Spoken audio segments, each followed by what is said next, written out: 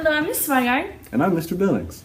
I received my English degree from Southeastern University. And I received my degree from Florida Gulf Coast University, a master's in English.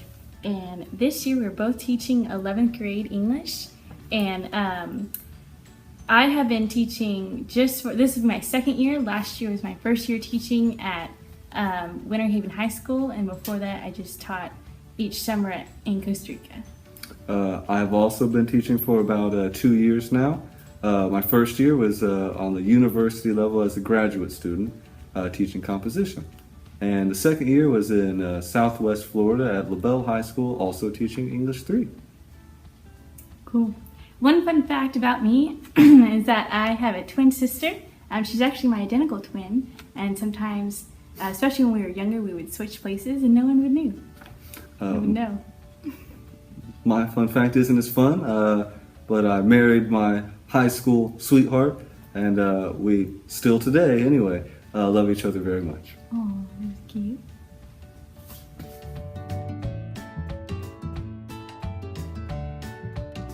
So, just because I'm sure you're interested in the curriculum that your students will be going over this year, one of the novels that we'll be beginning with, I think in January, is The Great Gatsby.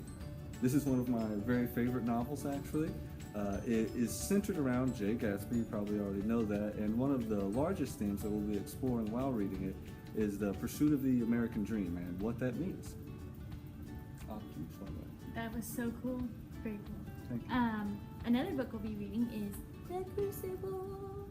This is actually my second favorite text of all time after the book thief, but my favorite play and my favorite thing I ever read in 11th grade. And so this is a play actually that is set during the time of the Salem witch trials, and like everyone's kind of against each other, and they're just deciding, okay, who's a witch, who's not, who's going to be pure in the end, and who's going to give in and tell on their friends.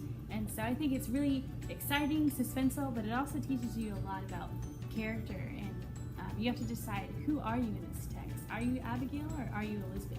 Or maybe are you someone, maybe a secondary or tertiary character? And I think you kind of have to decide like where your heart is.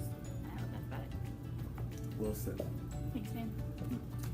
This is Anthem. It's probably the last novel that we'll get to. It is not necessarily one of my favorite books, but it's one of my favorite genres, which is a dystopian novel, which means centered around a society that has really gone wrong. And there's lots of stuff usually that results in a social criticism of our world currently. Amen, brother. Another text I'll be reading is Hamlet by William Shakespeare. And so every year we're going to be going over Shakespearean texts for a few reasons. One is just that they show up on your FSAs. Another is that it really helps you in college. And then one of his most famous plays actually is Hamlet. And so this text is a tragedy, and it just kind of talks about kind of the inner turmoil of one specific character named Hamlet. And I don't want to spoil too much. We'll dive into it pretty soon. But it's pretty exciting. It's good stuff. Yeah. Tune in next time for late class. So, another aspect of our syllabus and the course generally that you'll probably be interested in are, of course, the late policies, The late policy. which Miss Weiler will tell you all about. That's me. Okay, so every time that you guys have assignments, you'll be expected to turn them in on time. However, we do understand that some things happen.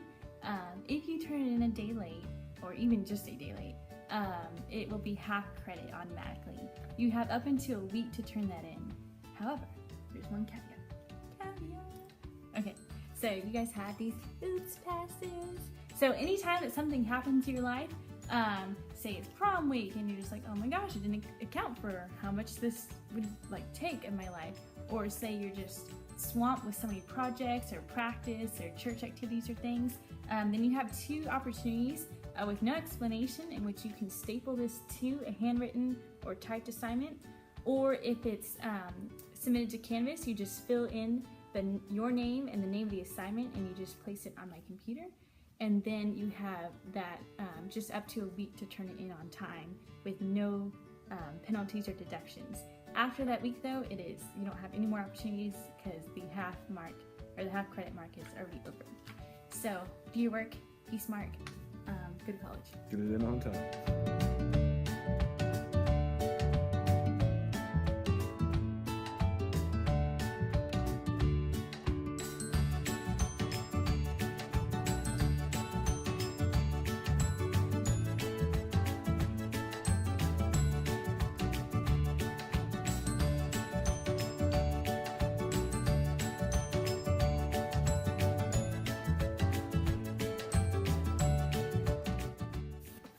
Now, if there's any other questions, what are we gonna do?